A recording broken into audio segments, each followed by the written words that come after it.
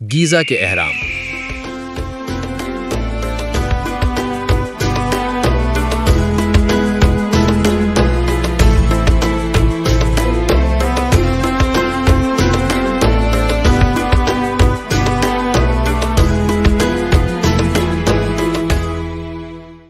4500 साल से भी ज्यादा अरसे से वो मिस्री सहरा पर पहरा दे रहे हैं। कदीम दुनिया का आखिरी बाकी रह जाने वाला अजूबा। इंसानी तहजीब की ज्यादातर तारीख के दौरान ये ज़मीन पर सबसे बुलंद इमारतें थीं।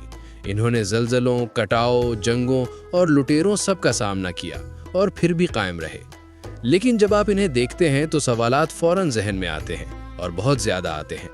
अजीम हरम अकेला ही अंदाज़न 23 लाख पत्थरों के ब्लॉक से बना है, जिनका मजमूई वज़न तकरीबन 60 लाख टन है।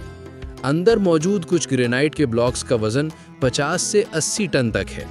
ये हकीकी शुमाल की सिमत में सिर्फ एक 20वें दर्जे की गलती के अंदर दुरुस्त तौर पर सीध में है।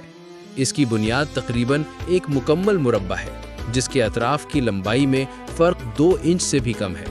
ये ऐसी दुरुस्तगी है जिसे आज हम लेज़र के बगैर हासिल करने में मुश्किल महसूस करेंगे।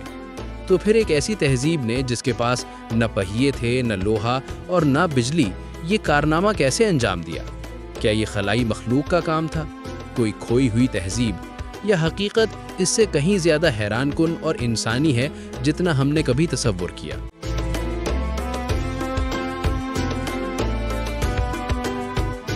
अजीम अहराम को समझने के लिए हमें वो सब कुछ भूलना होगा जो हम समझते हैं कि हम जानते हैं।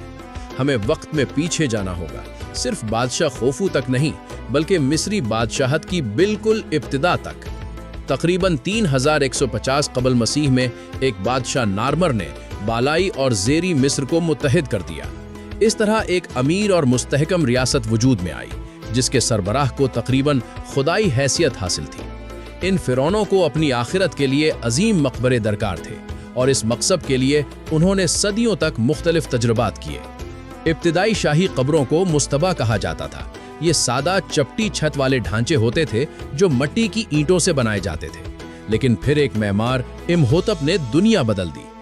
बादशाह जोसर के लिए काम करते हुए इमहोतप ने इन मुस्तबा को एक दूसरे के ऊपर रखा और हर मंजिल को पिछली से छोटा बनाया। उसने मिट्टी की ईंटों के बजाय पत्थर इस्तेमाल किए। इसका नतीजा तकरीबन 2670 कबल मसीह में सक्कारा का स्टेप पिरामिड था, जो तारीख की सबसे कदीम अजीम पथरीली इमारत है। ये कारनामा न सिर्फ मिस्रियों बल्कि पूरी इंसानियत के लिए बहुत बड़ा था। यहीं से अहराम बनाने का जुनून शुरू हुआ। अगला बड़ा कदम था हकीकी अहराम, वो हमवार अतराफ वाला अहराम जिसे हम आज पहचानते हैं। इसे मुकम्मल शक्ल देने का सहरा फिरौन सिनिफ्रू को जाता है, जो खोफू का बाप था। उसने बेंट पिरामिड और रेड पिरामिड तामीर किए और इंजीनियरिंग के मसाइल हल किए, जैसे कि वो अहम 51 से 53 डिग्री का जाविया जो इमारत को गिरने से बचाता है। जब तक खोफू तख्त संभालता है, मिस्र मुकम्मल तौर पर तैयार हो चुका होता है। मुल्क के पास दौलत, मजदूर और तामीराती इल्म मौजूद होता है ताकि वो एक नामुमकिन नजर आने वाले कारनामे की कोशिश कर सके। यही वो सवाल है जिसकी कीमत लाखों डॉलर के बराबर समझी जाती है। कैसे? सदियों तक यूनानी मौर्रिख हेरोडोटस का दावा था कि इसे बनाने के लिए 1 लाख गुलाम इस्तेमाल किए गए, लेकिन ये एक अफसाना निकला। जदीद आसार कदीमा जैसे मजदूरों की बस्तियों की दरियाफ्त हमें बताती है कि दरअसल ये काम तनख्वाह लेने वाले हुनरमंद मजदूरों की बारी बारी आने वाली टीमों ने किया। शायद एक वक्त में तकरीबन 20,000 से 25,000 मजदूर। उनके पास तांबा, पत्थर और रस्सियां थीं, लेकिन सवाल ये है कि उन्होंने इतने बड़े पत्थरों को हरकत कैसे दी?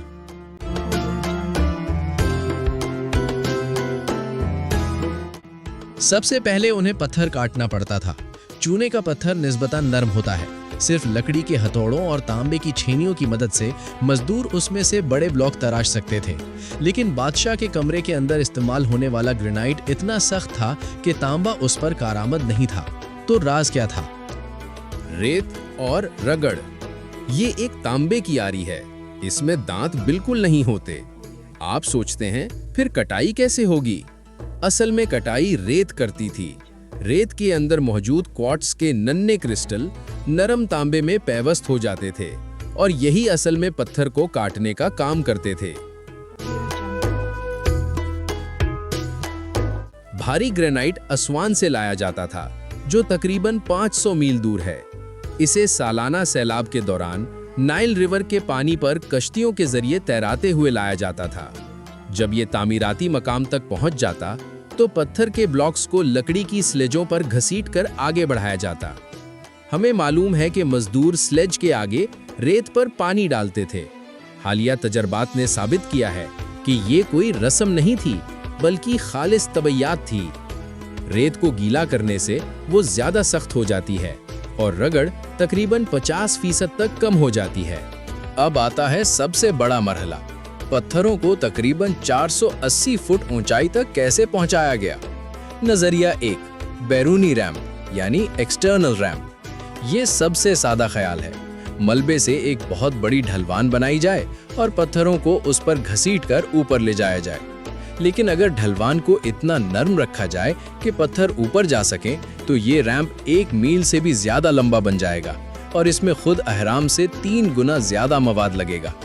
आज तक हमें ऐसी किसी रैंप का कोई सबूत नहीं मिला, इसलिए ये नजरिया ज्यादा अमली नहीं लगता।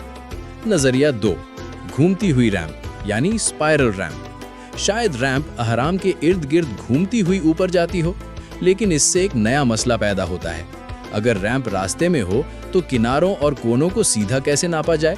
अगर नीचे जाविया चंद सेंटीमीटर भी गलत हो जाए तो ऊपर जाकर वो कई मीटर तक गलत हो सकता है। अगर 20वीं सदी खुदाई के बारे में थी तो 21वीं सदी स्कैनिंग के बारे में है। आज हम ऐसी टेक्नोलॉजी इस्तेमाल कर रहे हैं जिसका एहराम बनाने वाले कभी तसव्वुर भी नहीं कर सकते थे। मिसाल के तौर पर स्कैन पिरामिड्स प्रोजेक्ट ने एक जदीद तरीका इस्तेमाल किया जिसे म्यूऑन टोमोग्राफी कहते हैं। ये दरअसल खला से आने वाले कॉस्मिक जर्रात की मदद से एहराम के अंदर का जायजा लेता है और इसके लिए एक भी सुराख करने की जरूरत नहीं पड़ती। इसी तहकीक के दौरान 2017 में मुहक्किकीन ने ग्रेट पिरामिड ऑफ गीजा के अंदर एक बहुत बड़ा, पहले से नामालूम खाली हिस्सा दरियाफ्त किया। इसे बिग वॉइड कहा जाता है। ये कम से कम 30 मीटर लंबा है, लेकिन आज तक किसी को मालूम नहीं कि इसके अंदर क्या मौजूद है। दूसरी तरफ पुराने रिकॉर्ड्स और आर्काइव्स को भी दोबारा जांचा जा रहा है।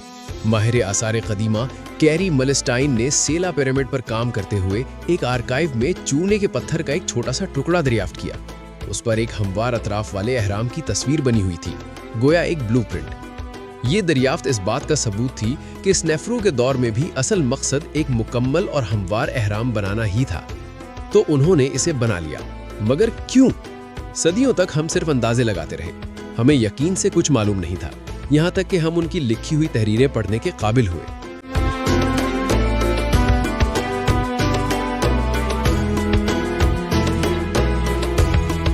इसकी कुंजी 1799 में मिली, जब नेपोलियन की मिस्र में मुहिम जारी थी। एक सिपाही को रोजेटा नामी शहर के करीब एक स्याह पत्थर मिला। इस पत्थर को रोजेटा स्टोन कहा जाता है। इस पर एक ही मतन 3 जुबानों में लिखा हुआ था, यूनानी, डिमोटिक और हायरोग्लिफ। आखिरकार 1500 साल बाद हम मिस्र की तहरीर पढ़ने के काबिल हो गए। जब उसने ये राज खोला तो गोया पत्थर बोलने लगे। उन्होंने बताया कि अहराम दरअसल मकबरे हैं। इनमें हर फिरौन की निशानदेही की गई थी, लेकिन बाद के अहराम के अंदर सक्कारा के तदफीनी कमरों में हमें पिरामिड टेक्स्ट्स मिले, जो दुनिया की कदीम तरीन मजहबी तहरीरें हैं। ये सिर्फ नाम या लेबल नहीं थे, ये दरअसल मंत्र और दुआएं थीं। फिरौन की जिंदगी की ताकत। उनमें लिखा है कि अहराम एक तरह की दोबारा जिंदगी देने वाली जगह थे। अहराम के अंदर जो सुराख या रास्ते बने हैं वो हवा के लिए नहीं थे, बल्कि रूह के लिए थे, ताकि वो सितारों तक जा सके। इसलिए ज्यादातर माहिरीन का ख्याल है कि अहराम मकबरे थे जिनका रूहानी मकसद भी था। लेकिन इसके बावजूद लोगों की कयास आराइयाँ बंद नहीं हुई। हम सब ने मुख्तलिफ नज़रियात सुने हैं, जैसे ये नज़रिया कि अहराम की तरतीब ओराइन सितारों के साथ मिलती है, जो 1990 की दहाई में बहुत मशहूर हुआ, या ये ख्याल कि अहराम दरअसल बिजली बनाने के पावर प्लांट्स थे, और यकीनन एलियन वाला नज़रिया भी। लेकिन हकीकत को देखना ज़रूरी है। और रायन कोरिलेशन वाले नज़रिए में दूसरे अहराम को नज़रअंदाज किया जाता है जो इस तरतीब में नहीं आते। पावर प्लांट वाला नज़रिया इस बात को नज़रअंदाज करता है कि हमें मम्मियों के टुकड़े, पत्थर के ताबूत, सार्कोफागस और कश्तियों के गड्ढे मिले हैं। ये सब चीज़ें तदफीन से जुड़ी हुई हैं। और एलियन वाला नज़रिया इस सबूत को नज़रअंदाज करता है कि इंसान आहिस्ता आहिस्ता सीखते हुए आगे बढ़े। मिसाल के तौर पर बेंट पिरामिड में गलती हुई थी क्योंकि इसे कमज़ोर ज़मीन पर बनाया गया था और इसमें दरारें पड़ गईं। ये किसी बहुत ज़्यादा तरक्की याफ्ता मखलूक का काम नहीं लगता, बल्कि इंसानों का काम लगता है जो सीख रहे थे।